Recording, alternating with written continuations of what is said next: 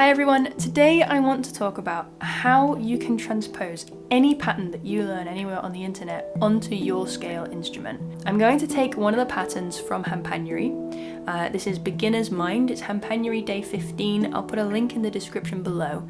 I recommend that you learn that first and then come back to this video so that you've got a better understanding, a better grasp of how to do this. And then I'm just going to demonstrate my thought process as I'm transposing that to different scales. So it's originally written for the C# Pygmy, and it goes like this.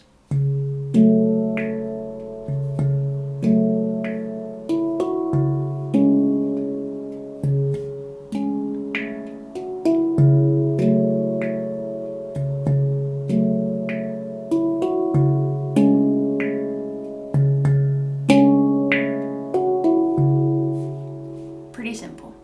Let's see how that sounds if I play that exact hand placement on a different instrument.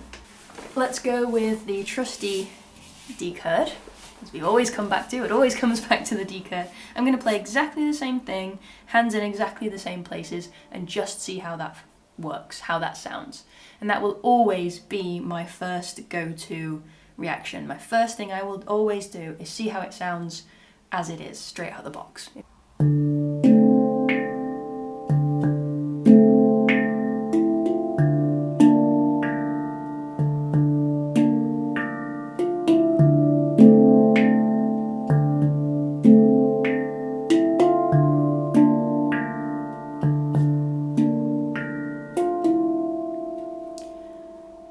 Works. It definitely works. I don't love it.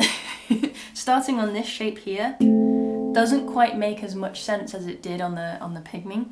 And I think that's because on the Pygmy, this shape is actually closer to the home chord. So it kind of feels very settled. Whereas this, the A minor, this is an A minor, it doesn't feel as comfortable as if I were to play the home chord here. So the home chord on a D minor is D minor. So the first thing that I recommend is that you actually figure out what chords you have available to you on your handpan. I recommend Rosie Bergonzi's YouTube channel, Handpan Fundamentals. She has a few videos where she breaks down different scales, shows you the exact process of how to do it and figure out what chords you've got, and then shows you how to write them down in a way that makes a lot of sense. I'll post one of those videos in the description so you can find that. But the great thing about that is that even though she's doing it specifically for instance, D Kurd, she shows you how to do it for your own scales. So I don't like this sound, but let's see how that sounds if I play chord 1 instead. So chord 1 is any of these notes. That's my D minor chord. So I'm going to choose, and because this pattern is 2 notes played at a time, right? I'm going to choose 2 notes from that chord. Helicopter goes past. I'm going to choose 2 notes. I'm going to choose this one and this one to keep it low, because in the original pattern the chords were very low, very mellow, so I want to try and keep that theme, keep that idea, keep that feeling. So I'm going to choose the lowest note to that chord and see how that sounds.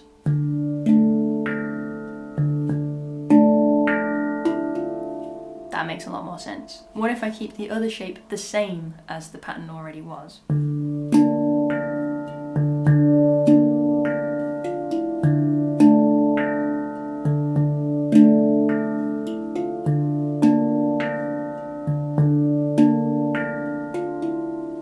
Brilliant, that works really nicely. However, I find it a little bit tense, maybe. There's quite a lot of tension in this because of this chord here. What if I just swap those 2 around? So now I'm making creative decisions. The decision that I made before was more of a logical one. I was like, okay, I know this doesn't work because it's not the first chord in the scale. What if I just play chord 1? Great, that works. That was thinking about it logically. Now I'm just going by what feels and sounds good. I'm going to try just swapping the order of those chords around because I don't like this going towards that kind of little tension moment. So I'm going to see what happens if it's the other way. See if I like the sound of that. Let's hear it.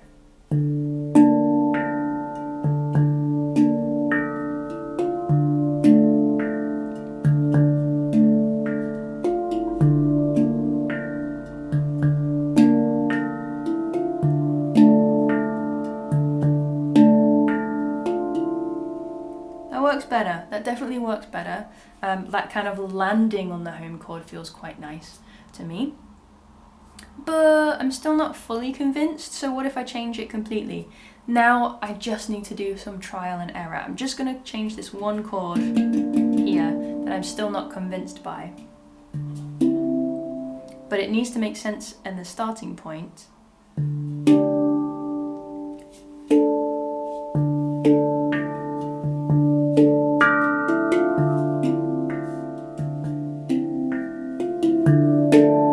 Actually, you know what? Maybe it's the melody that needs to change. I've changed my mind. So I'm going back to the previous idea of these two chords flipped around. I'm going to move the melody. So right now it's happening between these two notes, going up and then going back down again. I'm just going to experiment. I'm going to try different notes instead and see if I prefer that.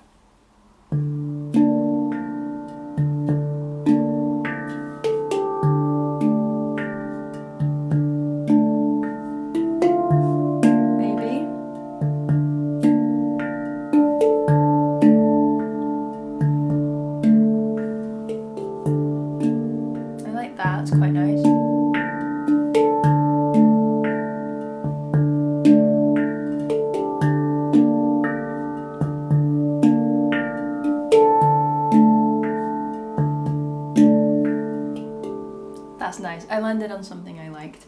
I made a choice here to move up in the scale to find a little bit more brightness, just to try and open that sound a little bit so it sounds less tense, less intense, and I think that worked quite nicely. Of course, when you do learn these patterns, once you've learned it and it's in your body, you don't have to stick to the same thing every single repetition. You can start to switch it around a little bit. So now I've got these two chords. I'm just going to play around with the melody completely, maybe add one extra note here and there, and see how that changes the vibe even more. Because I think that that will help mitigate the problem of feeling quite tense if I just have a bit more freedom to add a little bit more range in there with that melody. So let's see how that might sound.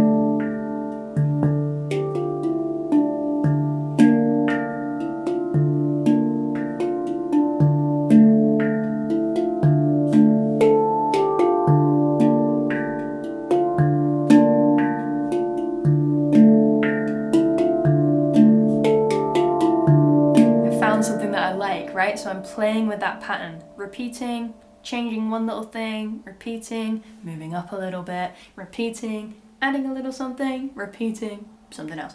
You see what I mean here? I'm kind of sticking to what's comfortable, what's familiar, and then from there, I'm adding those little moments of intrigue and interest so that as I experiment and figure out what sounds good to me, I'm not completely throwing myself off and just moving completely away from this pattern and then losing where I am, you know? All right, let's see another example. Let's try this on an F-low Pygmy, which for that to make sense, you need to know that a Pygmy is a completely different scale to a low Pygmy, contrary to how it sounds. I'm gonna make a whole video on that one day because it frustrates me a little bit. All right, so here's an F-low Pygmy. Let's see what it sounds like with the exact same pattern as the original.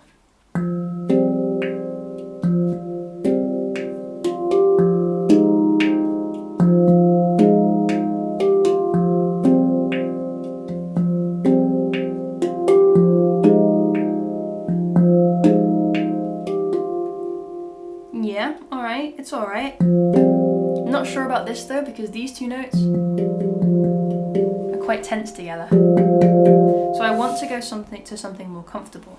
Where's my chord 1? It's here. So what if I play? That feels way more comfortable.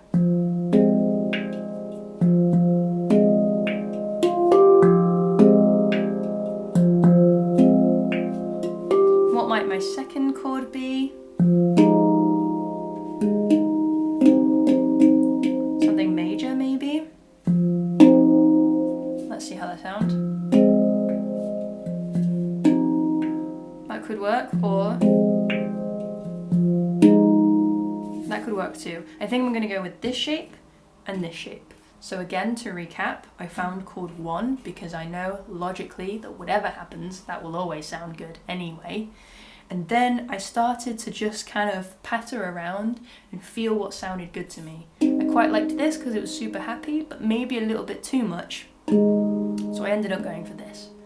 So let's see that in context with the melody still in the same place.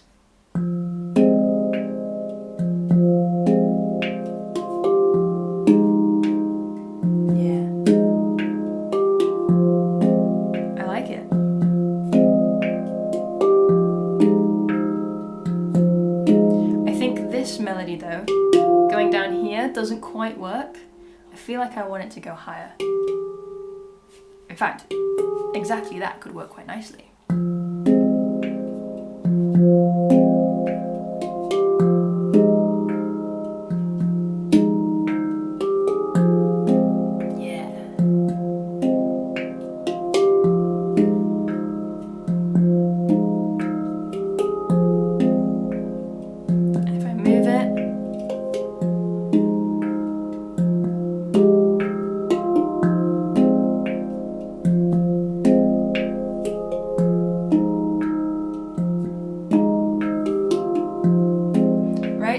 Once I found the 2 chords from that pattern that I like, then I can play around and find a melody that I like the sound of too.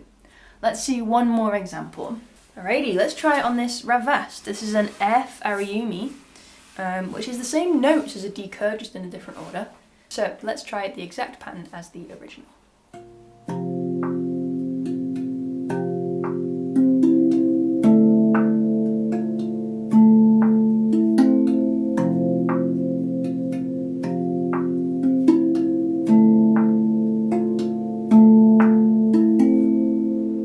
I don't like it. I think I like this the least. That's a really... Actually, the more I hear it, the more I fall in love with that chord. It's just a really interesting place to start, I guess.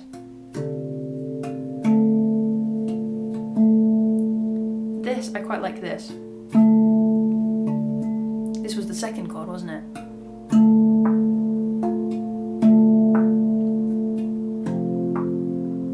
I think that's it. I think I just need to flip them around. Let's try it.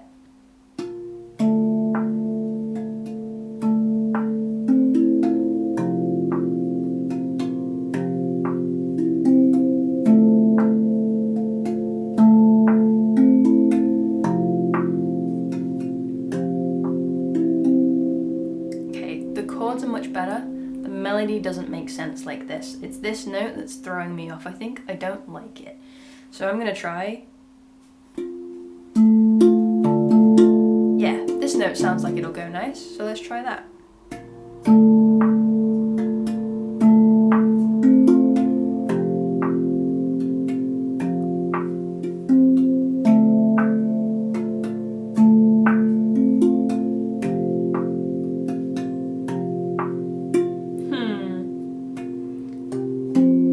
I actually...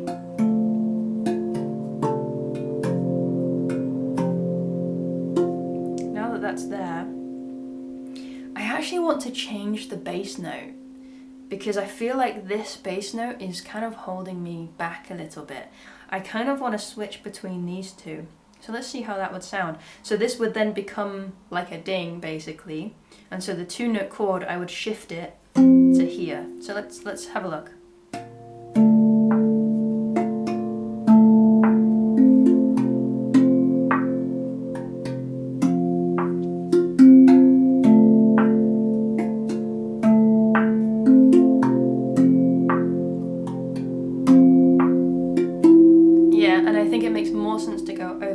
Towards where the next chord is going to be, rather than coming back to this note, because it doesn't quite feel right. It feels a bit wavy, wobbly.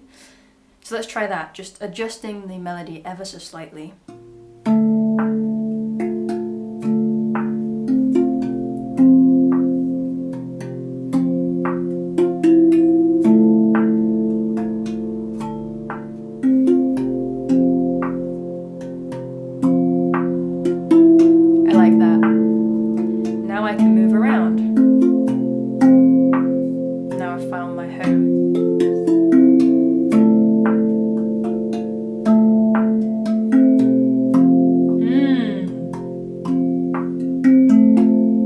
nice too.